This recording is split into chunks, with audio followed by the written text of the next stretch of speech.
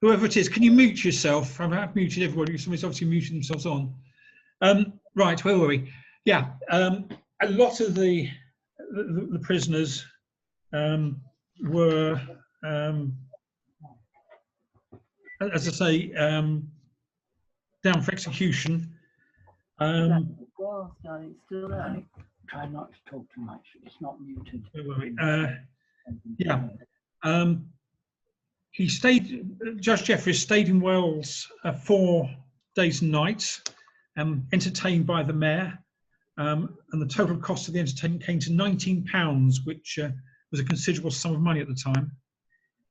And at Wells, Judge Jeffreys really excelled himself. And I'm not making this figure up. He managed to try over 500 prisoners in one day. I mean, they must have been trying them in batches. I mean, it just beggars belief how in one day you can try 900 prisoners. Absolutely unbelievable.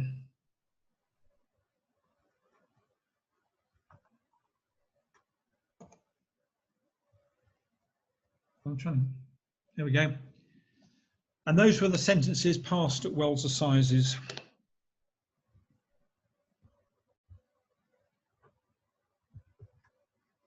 So you can see that just under 100 were to be executed and something close to 400 were to be transported. 128 to be bound over for £100. Now £100 again was a very, very significant sum of money in those days. You could buy a half decent house for £100 back then. So that was not an insignificant amount of money at all. So that's what happened in Wells. In terms of local executions, there were executions in a number of local places. They're the numbers who were executed.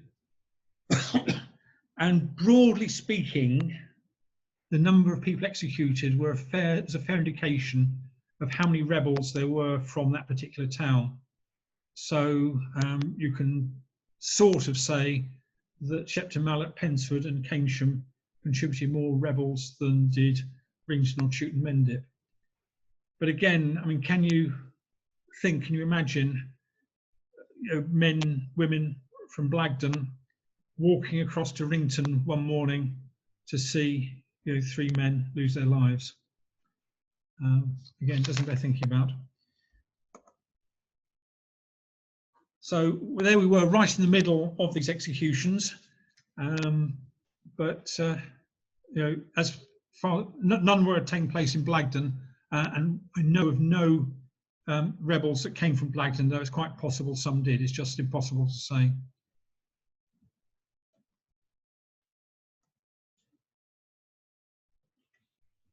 As I said, a lot of the rebels were shipped to the West Indies as effectively slaves. And at this time, slavery wasn't particularly an African institution. There were a lot more white slaves in the West Indies than there were black. And the reason being quite simply the whites were cheaper. That it's thought that something like 850 of the Monmouth rebels were shipped out to the West Indies. They were going to be there for a period of 10 years as effectively slaves, that their masters could do pretty well anything they wanted with them without fear of punishment. And it really was a pretty crummy life, insofar as obviously malaria was highly prevalent, you were likely to die, and the treatment varied hugely from master to master. The price for one of these slaves was £20, 15 or £20. Now, when subsequently there was a pardon, the slave owners in the West Indies protested vigorously, saying that they had bought these slaves in good faith, that they'd trained them up to do whatever jobs they were supposed to be doing, and they couldn't possibly be pardoned and sent back to England. So the compromise was that they were pardoned and freed, but they weren't allowed to come back to England. And some of them did actually manage to escape, pay for their passage back to England, but most of them lived out the rest of their lives in the West Indies. They couldn't afford to come back. And excuse me. I've read, but can't confirm, that there are a fair number of West Country surnames still extant in some of the islands in the West Indies, and indeed the local dialects have a certain number of West Country words in them that stem from these 850 or so men who were shipped over. And it was only subsequent to this period that, as I say, black slaves became the norm. This ship is in fact a Dutch slaver, but this was typical of the sort of ships that went across. Coming back to England, James II toured the West Country the year following the rebellion. As part of the deterrence, the whole country had various body parts displayed at crucial crossroads and so on as a deterrent to other people. So after they were hung to and quartered, the rebels were, a quarter of them was shipped out and hung up on posts at various strategic points.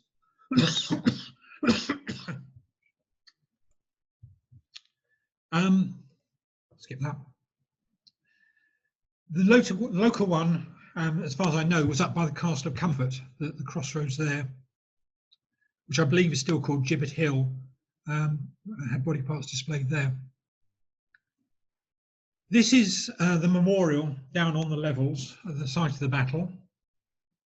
Difficult to read, so that's the inscription on it.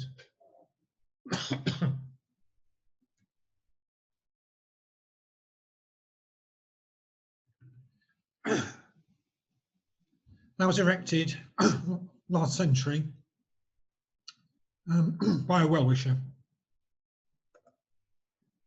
The legacy, of course, was in 1688. William of Orange, the Dutch ruler, came and did the job properly. When people say there hasn't been an effective invasion of this country since 1066, don't believe them. In 1688, the Dutch invaded this country. There's the invasion fleet, and I put it to you, all of the Dutch flags you can see are pretty indicative that it wasn't there as an English invasion, it was the Dutch coming over. And of course, as I said earlier, history is written by the winners. And so what the victors termed the Glorious Revolution was in fact nothing short of a Dutch invasion that led to regime change and the installation of William of Orange as effective ruler of this country, although his wife was, of course, a daughter of James II. And in a way, that was pretty poignant insofar as in his limited reign, James II had actually brought in a high degree of religious toleration, both for Roman Catholics and for dissenters. And the Tories, the High Church that supported William's invasion, immediately repealed those.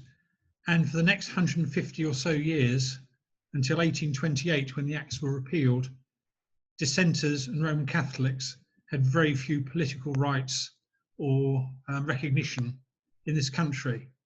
So paradoxically, the men who rebelled in 1685 for religious tolerance might have been better to have stayed at home and hoped that James II stayed on the throne. So ultimately, the men of Somerset who lost their lives, who got transported, I'm afraid did so for nothing. Anyway, that's the end of my talk. I hope you enjoyed it. And I'm very happy to take any questions or amplify anything if I can. I'll turn your sound back on if I can.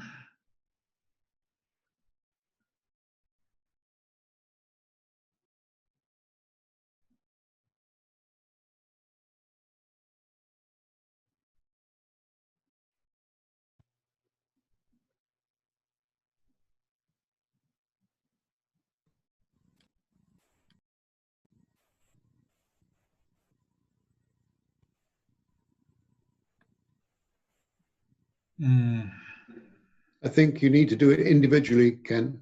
I think I probably do. Sorry about that. I thought I could do it. Thank you.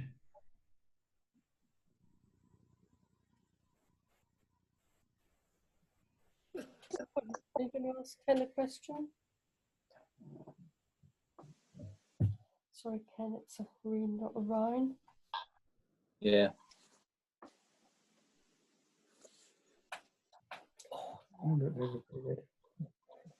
I assume, Ken, that all the rebels were men. Yes, the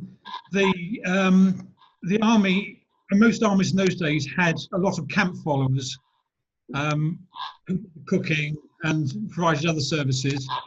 This army had a very, very small baggage train, and you know, didn't have many women with it at all.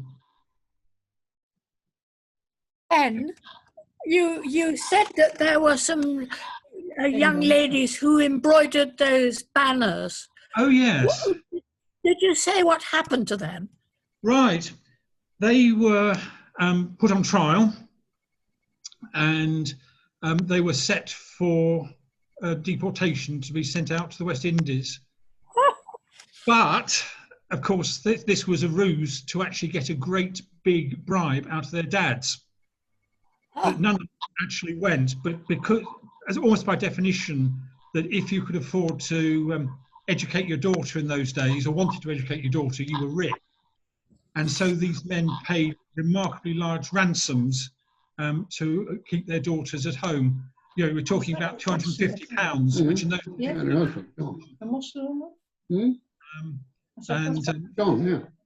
so that's just by sort of embroidering a flag for the wrong person. Their dads got bankrupted. Oh dear.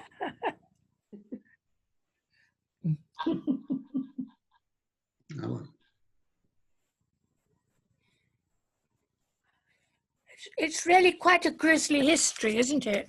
And I think at Western Zoyland, there's quite a good exhibition of the battle there in the church. I believe there is. I've not actually seen it because it's closed at the moment. We had a Somerset Churches Trust visit there, and I saw it then, and it's really fascinating.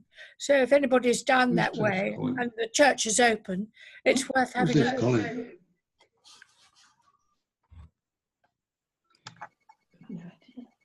Yes, I've been down there when Anna was in Somerset Young Farmers office in Western Zoyland, and it's quite grisly to go into the church and see all the bits and pieces that are there. Roger. Yeah. Yeah, the other bit about the ones that were shipped out to the West Indies. Yeah. Quite often in the Geese Line, we used to take crew from the West Indies, and quite a few of them had sort of names like Raleigh Thomas and all that sort of thing, linking back into the West Country and South Wales. Harold Marsh. Oh, interesting. Yeah. And the ones who settled in Grenada, they stayed all together basically. And the ones in St Vincent and so on and so forth, they intermarried and everything else within the islands. It's quite interesting that the ones in Grenada are they rose as far as witch drivers and that sort of thing in the island, but the ones in St Vincent actually were the leaders of the island. Ah, there's almost a whole story there, isn't there? There's a whole lecture there. Yeah. In fact, my wife's brother-in-law, he's a white Vincentian. Because I was married in St Vincent as well. Anybody else? Any other questions?